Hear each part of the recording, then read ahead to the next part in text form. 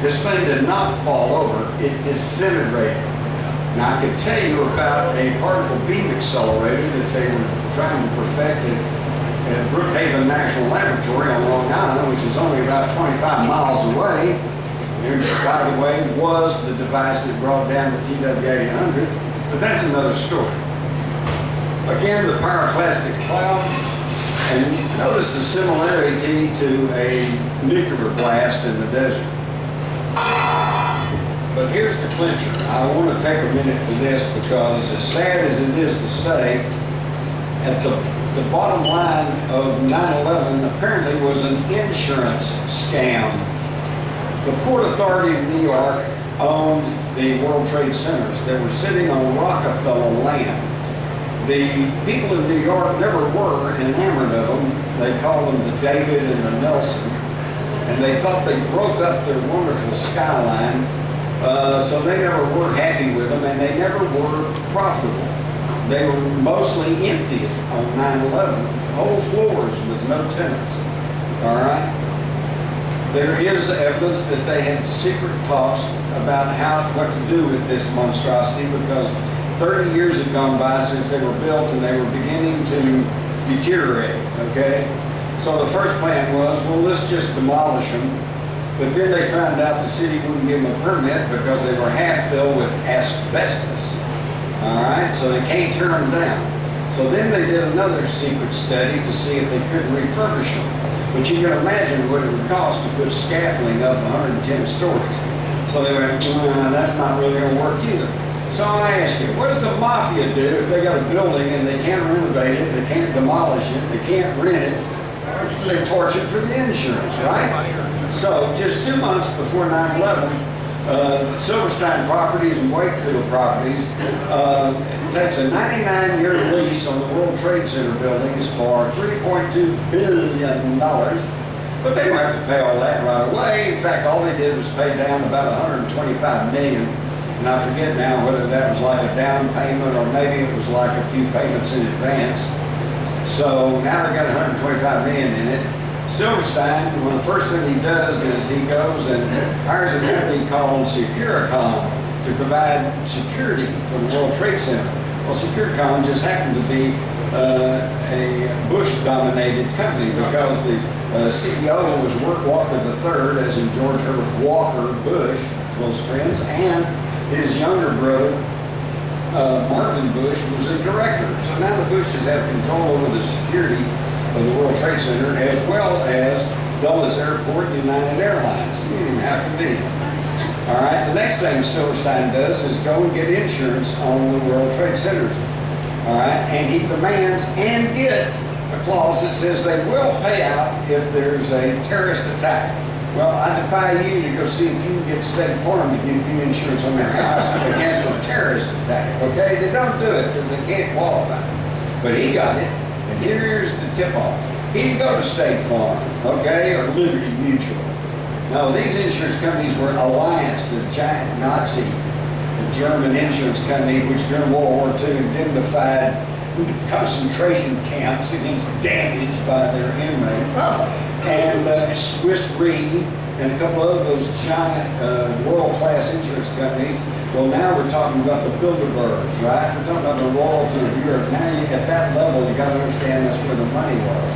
All right, and then after getting all this set up, and after several weekends of drills and operations during the middle of the night when trucks were coming and going, God knows doing what. Then all of a sudden we got 9/11, and the planes come in, the buildings go down, okay? And Silverstein goes to court and says, well, two planes hit two buildings, I want double indemnity. You know, he was trying to get $16 billion or something like that. Well, they argue around for about a year, and finally they said, okay, and he accepts $4.6 billion. For a $125 million investment. Not bad. And to top it off, the Port Authority, I guess they felt sorry for him losing his investment. They refunded his $125 million. All right, that's a lot of money. But now please understand that he doesn't get to keep all that money. Silverstein doesn't. He had to split it with the mortgage holder. And the mortgage holder was Blackstone Group, who was headed by, I'm sure sheer coincidence, Peter G. Peterson, chairman of the Council on Foreign Relations. All right? This is where 9/11 took place. This is where the money went. And this is why you're never going to hear the straight of it. So now let's look at the Pentagon. We know about that. But notice the walls of the Pentagon here are bulged out.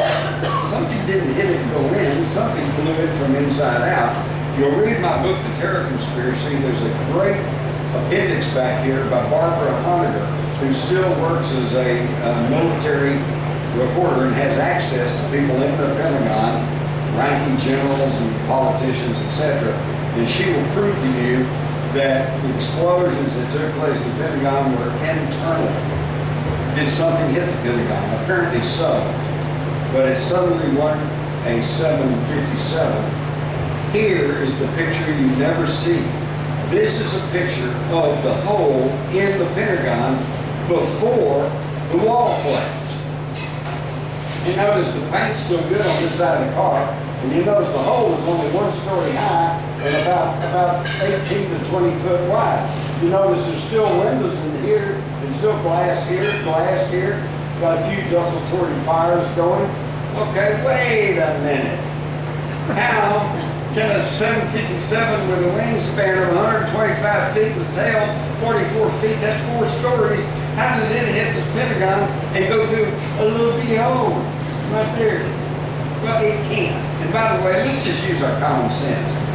Come on, we all know that these big super jets, they've got those 2 big, huge jet engines, okay? And they've got steel blades. I mean, those things, they weigh more than 2 tons each. That's 4 tons of engine. And they're huge. Now, all right, this thing comes in, it hits the Pentagon. I say only 1 of 2 things is going to happen. One, the most likely, is that since everything on an airplane is based on weight, and they're mostly flying beer cans, they're just aluminum, you know, in a frame, those 2 huge 2-ton jet engines are going to break off and lay there in front of the building. But they weren't there. So the only other possibility is that, okay, maybe it had enough velocity that it poked 2 big holes in the side of the Pentagon. But it didn't do that either, did it? This is total lies that we're being told. Here's what an airplane crash looks like, and I know because I was a police reporter and an aviation aerospace writer and won awards. I've been to plane crashes, lots of them, and they're a mess. Usually the only thing that's intact is the tail, because the tail breaks off. And if this thing had hit 757 had hit the Pentagon, tail would have broken off and it'd have been lying there. But look, oh, it's not there. In fact, there's nothing there. Just a little bit of fire, a little smoke, and some black on the exterior of the building. We got this picture then. This is one of their screw-ups. If you'll think back, and of course our collective memory seems to be about 15 minutes, but if you'll think back, the initial report said the plane hit the ground and ricocheted into the building. All right? Well, then what they didn't realize was that there were these firemen who were already out on a call, and then they heard that something hit the Pentagon, so they rushed immediately to the Pentagon, and they were in there within a few minutes and started taking snapshots with their personal cameras, and before the day was out, these pictures were appearing on the internet. So, oops, look, there's nothing on the ground, and the grass is still green, everything's okay, it didn't hit the ground. So they actually had to change their story and say, oh, okay, it didn't ricochet in the building, it just came in real low, and it punched a little bitty hole, and the wings folded up, and the tails folded up, and it was like a torpedo, and it just wormed its way in there, and then blew up, and went, and it was so hot, it just burned everything up. It burned up the plane, it burned up the engines, it burned up the jet, it burned up the titanium steel blades, it burned up the wheel assemblies. Yeah, oh, but it killed all those passengers, we know, because we got their fingerprints. God, they expect us to believe anything. Why not? Now, look at this. Here's the close-up. Look how clean the walls are on the inside. Here's a little stand with a book, probably this big thick book, it's probably a dictionary sitting on top of it. Here's a wooden desk. Here's a computer model, monitor. You know, that's okay. Where's that big fire? But all we saw was this. Oh, big gaping hole. That's got to be where the airplane hit. But that's not right. I interviewed a fellow named Mauro Chavez, who was with the North American Air Defense, and he said they were running exercises. Now, I had all this information in 2001, okay? And I propositioned my publisher, HarperCollins, that's owned by Rupert Murdoch. Let's do a book. Something stinks here. No, they weren't interested.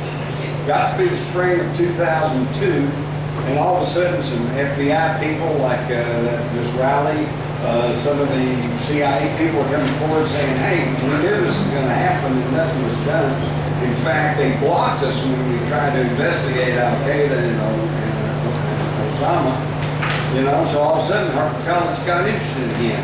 So by the fall of 2002, I had most of this in a book that I was calling The War on Freedom. All right, and they got a contract, they paid me some advance money, and bingo, I got it knocked right out there, and it should have been in publication by early 2003. And I maintained that if it had ever gotten out and gotten widespread publicity and people were aware of all this information, there may not have been the support to invade Iraq. We could have done without all of that. But no, HarperCollins at the last minute, after they already had advance copies sold, already had it set in time, had it ready to go, said, no, we got to cancel this book.